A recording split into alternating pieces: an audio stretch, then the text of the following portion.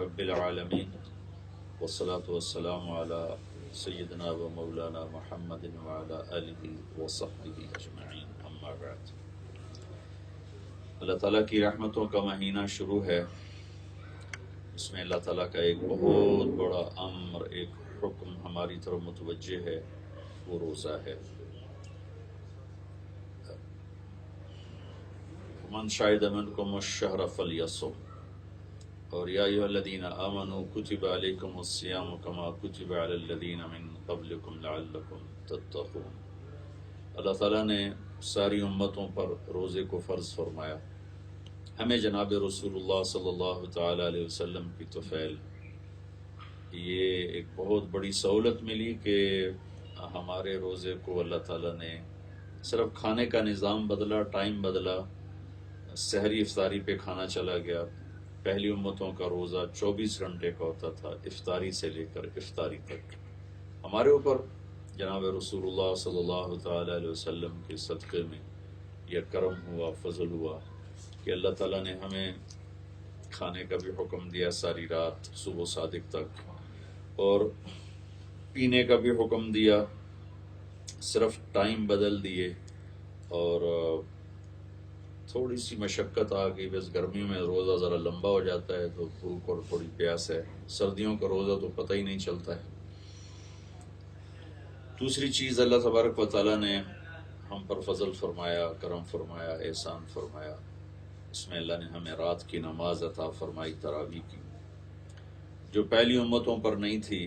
پہلی امتوں کا روزہ 24 گھنٹے کا تھا، ہمارا روزہ سحری افطاری کا ہے، لیکن ان پر تراویح نہیں تھی۔ ہمارے اوپر اللہ نے تراویح کی نماز بطور تحفہ کے ہمیں عطا فرمائی، اور اس کی قیمت کو بڑھا دیا۔ اللہ کے محبوب صلی اللہ تعالی علیہ وسلم کا فرمان ہے، تراویح کے ہر سجدے پر 1500 نیکی لکھی جاتی ہے، اور تراویح کے ہر سجدے پر جنت میں ایک محل بنتا ہے جس کے 60,000 سونے چاندی کے دروازے ہوتے ہیں۔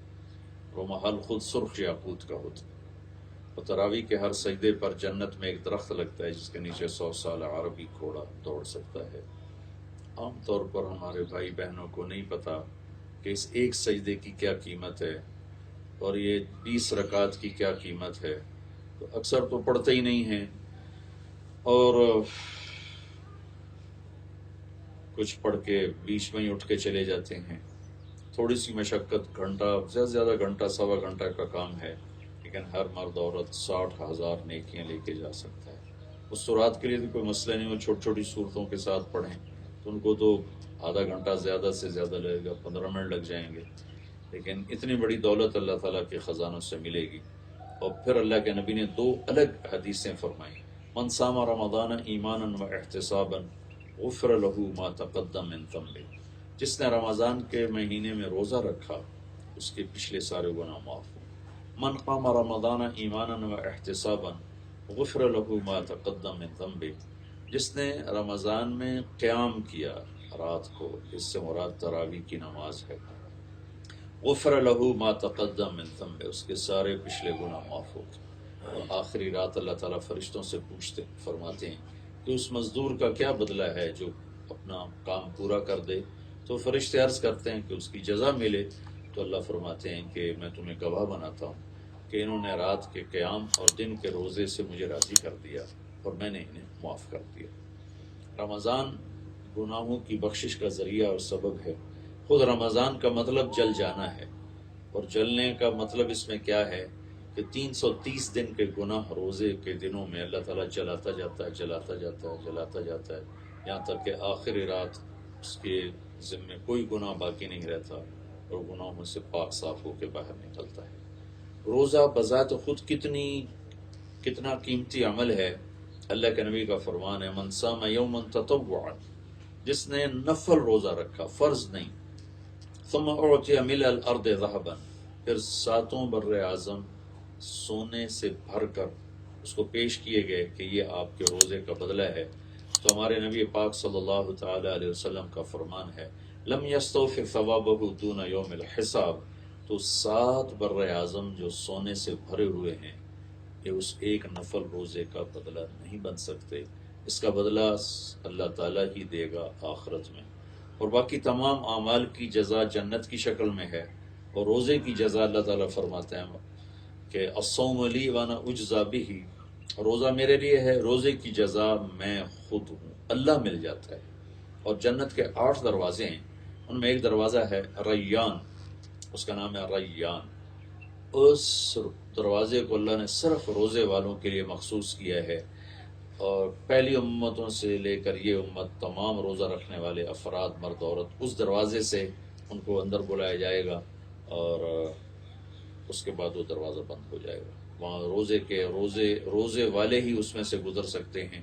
جنت کے 8 دروازے ہیں، اور جب ان کا وہ دروازے کے پٹ کھلیں گے تو ان کی جو چوکٹ کا درمیانی فاصلہ ہے، اللہ کے نبی نے فرمایا کہ ایک کنارے سے چلے اور دوسرے کنارے تک جانے کے لیے 40 سال لگ جائیں گے چلتے چلتے، اور اس دن وہ دروازے بھر کے اس میں سے لوگ گزر رہے ہوں گے، کندھے سے کندھا لگ رہا ہوگا۔ تو رش میں اگر کسی کو لائن سے ہٹا کر جلدی سے پار کرا دیا جائے تو بڑا خوش ہوتا ہے۔ تو اس دن بڑا رش ہوگا، تو اللہ تعالیٰ روزے والوں سے فرمائے گا کہ آپ لوگ لائن میں نہ لگو، یہ دروازہ صرف آپ کے لیے ہے، آپ لوگ اس میں آ جاؤ، تشریف لے جاؤ۔ پھر دوسری جگہ فرض روزے کی آپ نے قیمت بتائی، لیکن اس کو 4 شرطوں کے ساتھ۔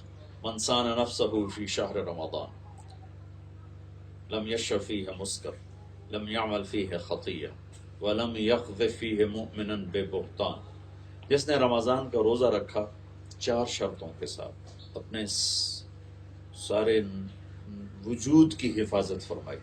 ہمارا عام طور پہ روزہ ہوتا ہے کھانا نہیں پینا نہیں، زبان آزاد ہے، آنکھیں آزاد ہیں، کان آزاد ہیں، تو وہ سارا روزہ وہ درہم برہم ہو کے رہ جاتا ہے۔ تو آپ نے فرمایا جس نے سر سے لے کر پاؤں تک روزہ رکھا، زبان غلط بولنے سے روزہ رکھ گئی، آنکھ غلط دیکھنے سے روزہ رکھ گئی، کان غلط سننے سے روزہ رکھ گئے، ہاتھ پاؤں ہر چیز وہ روزہ رکھ گئی، تو جس نے اس طرح روزہ رکھا۔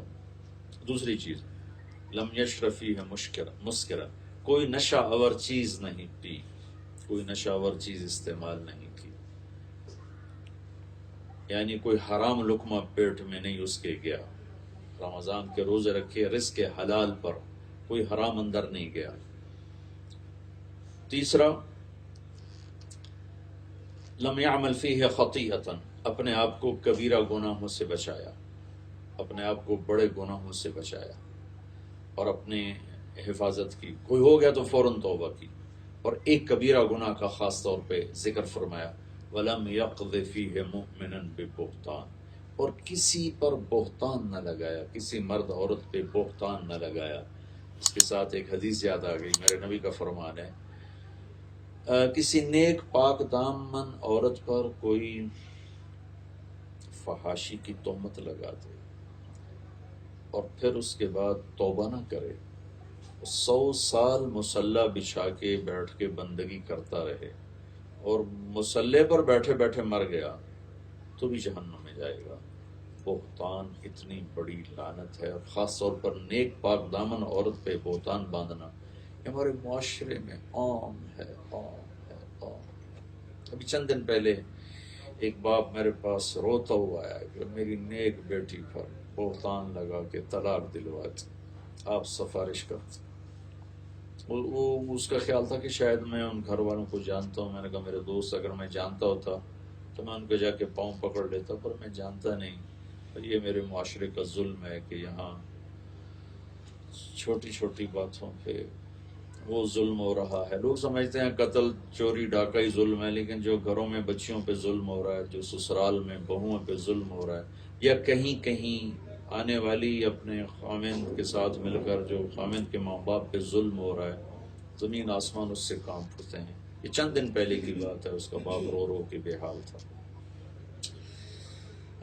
یہ میرے معاشرے کا ناسور ہے، پتہ نہیں کب صبح ہوگی۔